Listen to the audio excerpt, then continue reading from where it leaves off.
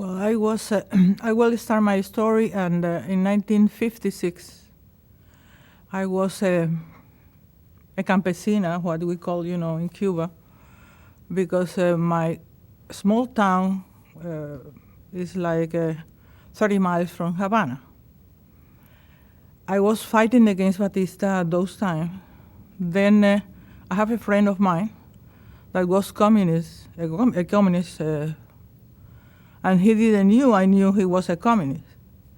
So one day he started talking to me and says, and I asked him why he was so sad.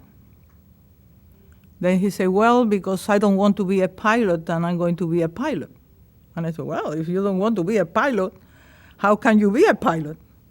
I said, well, I'm going to go to Mexico when this revolution succeed. Then I will be 6 months there studying those small planes, And I said, well, but this for agricultural purpose, those is for seeding or fumigating or those things.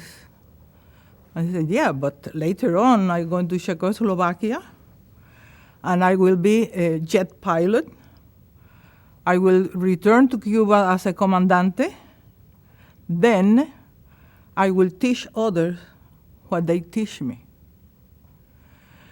It was the saddest night of my life because I realized that we didn't knew that we were fighting a dictator, so another dictator will take power. I measure a lot at those moments because I said, well, if I continue fighting against Batista, then Castro is going to come. Well, I didn't know it was Castro. I thought when I come, it's going to come.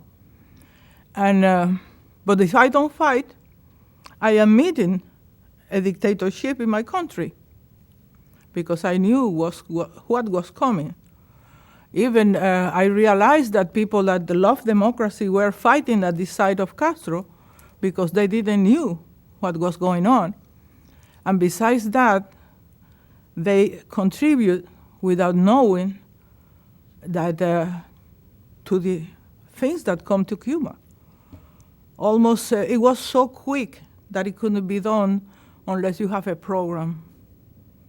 The first thing they do was silence the press. They confiscated all the newspaper, all the newsmen have to fly away or go to prison because they knew they were going to try to talk against Castro. So things were so quick that I knew that the only reason that they have succeeded was because Batista was part of the plot. That Batista was part of the communist country, the Communist Party, and he helped. And if you realize that Castro have done enter any country in this world and do killings, even here in Miami, and nothing happens, it's very strange that Batista, they never tried to do anything against him except blame him for the crumbling of the economy, for the disruption of supplies, for everything. That is what my story started, and that is why I went to prison, because I even received a beca, a scholarship from this country while I was studying in the university to do here in Miami. In the University of Miami, receive English classes by free. I decided not to come because I knew what was going on. And I decided from those moments to stand up till the end. And I stand up till the end.